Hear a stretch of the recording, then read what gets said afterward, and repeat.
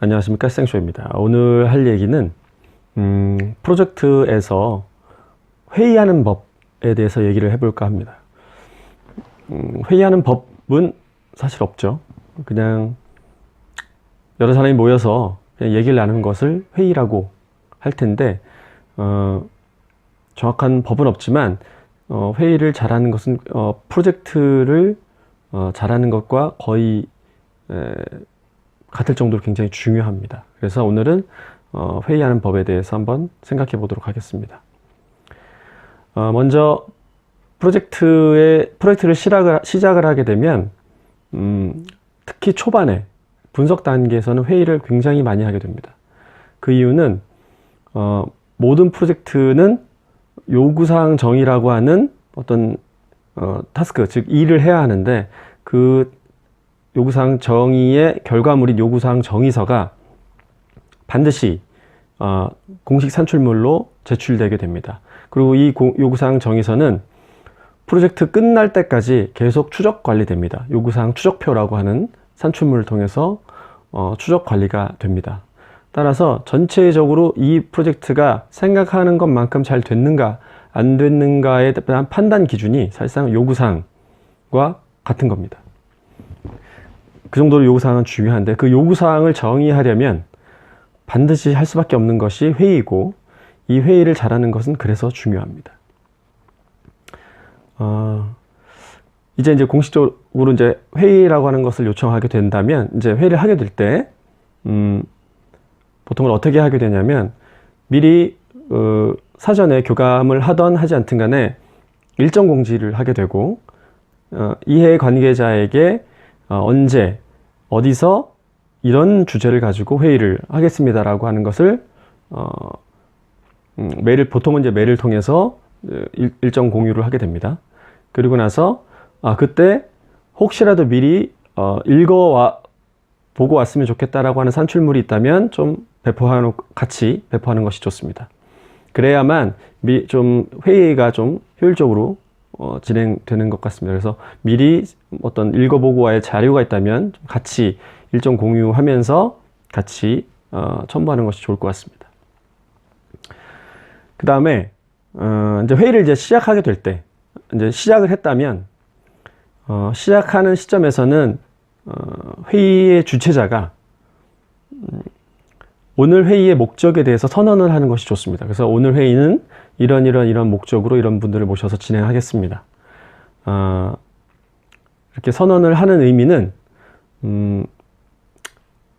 프로젝트를 하다 보면 다양한 사람들이 오게 되고 다양한 스타일의 사람들이 오다 보니까 말을 좀 이상하게 하는 사람들 중간중간에 많이 있습니다. 즉 주제를 벗어나는 어떤 그 얘기를 하는 사람들이 꽤 많습니다. 그러다 보니까 주제에 집중해 달라는 의미로 그 다음에 주제에 대해서 선언을 하는 것이 좋고요. 그 다음에 이제 회의를 본격적으로 이제 진행을 하게 되면 진행되는 중간에도 자꾸 이렇게 주제에서 벗어나는 얘기들을 많이 하는 사람이 있습니다. 그래서 중간중간 어떤 그런 주제를 벗어나지 않도록 하는 그런 멘트가 그 회의를 주최하는 사람한테는 굉장히 좀 필요한 일인 것 같습니다. 근데 그렇게 하기 위해서는 사실 배포된 자료가 있으면 빔이나 이런 걸 통해서 보면서 하면 되기 때문에 사실 상관이 없는데 예를 들어서 배포된 자료가 없이 그냥 어떤 주제만 가지고 얘기를 해야 하는 경우도 있을 수 있습니다. 그럴 때는 제가 프로젝트에서 썼던 방식은 껍데기 회의록을 하나 만드는 겁니다. 그래서 참석자가 누구고 오늘 주제는 무엇입니다 라고 하는 것만 1번, 2번, 이렇게 3번 이렇게 해서 주제만 적어 놓고 그걸 프로젝트에 띄워서 사람들에게 주제에 집중할 수 있도록 이렇게 유도하는 것입니다. 그래서 껍데기 회의록을 만들어 놓고 활용한다가 있을 수 있습니다. 요거 장점은 참석자들에 대한 명확한 파악도 바로 그 자리에서 그냥 적으면 되니까 좀 편한 부분도 있고요. 그 다음에 회의록도 편하게 작성할 수 있습니다. 만약에 워드나 이런 것이 빠르게 작성이 가능하다면 그 자리에서 의사결정 나온 사항을 바로 그 자리에서 적습니다. 그렇게 해서 나중에 회의록이 잘못 기록되는 일이 없도록 그렇게 유도할 수도 있습니다. 그래서 회의록을 활용하는 방법도 있다. 그렇고요. 그 다음에 이제 회의가 다 끝났으면 거의 이제 끝나는 시점에서 회의 주최자가 오늘 한 내용에 대해서 다시 한번 정리하는 멘트를 날리는 것이 또 좋습니다. 그래서 오늘 이런 주제로 얘기를 했는데 이런 의사결정 사항이 있었습니다. 그리고 요 내용 중에 이제 우리가 앞으로 무엇을 해야 하는지에 대한 얘기들이 또 오갈 수 있었는데 그 중에서 그걸 저희는 액션 아이템이라고 합니다. 이제 실제로 해야 하는 일을 정의하는 부분이 분명히 나옵니다. 그러다 보면 그 액션 아이템을 누가 언제까지 할 것인지에 대한 것도 다시 한번 짚어놓고 그 다음에 그 회의록에다가 그것도 같이 명기해야 합니다. 그래서 전체적으로 시작할 때 한번 선언하고 중간에 중간중간 벗어나지 않도록 유도하고 마지막으로 한번 오늘 한 얘기에 대해서 짚고 넘어가고 그 다음에 앞으로 해야 될 거 액션 아이템을 한번 짚어주고 이렇게 해서 회의를 끝내게 되고요.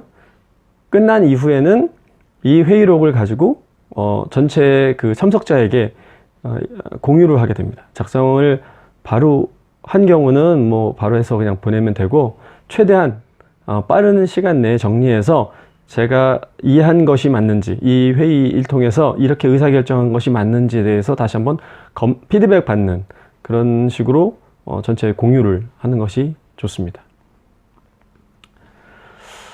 끝으로 회의의 중요성에 대해서 다시 한번 언급을 하자면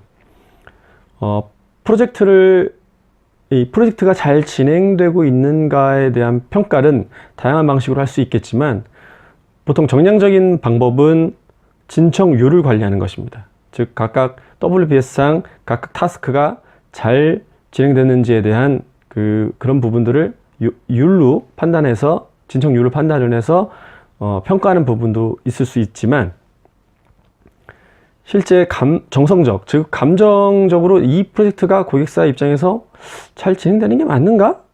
라고 하는 그런 느낌을 주게 하는 것은 사실 회의를 통해서 그런 느낌을 주게 하는 경우가 많습니다. 따라서 수행사 입장에서, 즉 개발자나 수행사 입장에서 보면 회의를 좀 전문가적인 냄새가 나도록 진행할 필요가 있습니다. 그래야만 고객 신뢰도도 높아지고 그 신뢰가 높아야만 프로젝트를 진행하는데 좀 더 수월한 면이 있습니다. 그래서 아무리 강조해도 회의의 중요성은 지나치지 않습니다. 그래서 항상 회의를 할 때 좀 오늘 회의가 의미 있는 회의가 되도록 하는 생각을 가지고 회의에 임하는 것이 좋습니다. 특히 회의를 주최하는 입장에서 보면 꼭 고민을 해보시고 회의를 진행했으면 좋겠습니다. 오늘은 회의하는 법에 대해서 한번 생각해 봤습니다. 생초였습니다.